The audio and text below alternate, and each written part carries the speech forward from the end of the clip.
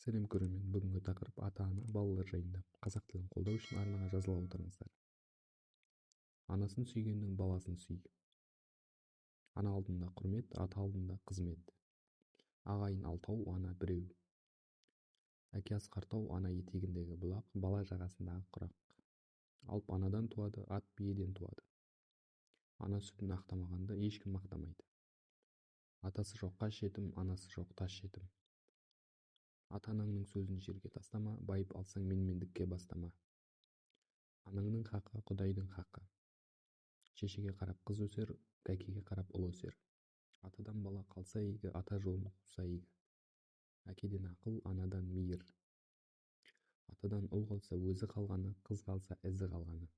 Анасы пысық жұқпаны жұқа жасар, баласы пысық қат-қаттап қосып асар. Балалы үйдің ұрлығы жатпас. Жақсы әйел жігітке біткен бақ, жақсы жер жайлы қоныс алтын тақ. Күл төбе болмас, күйеу бала ұл болмас. Бала нені білсе жастан, ұядан, өлгенше соны танық ядан. Қыз қуыршақ дейді, бала құлыншақ дейді.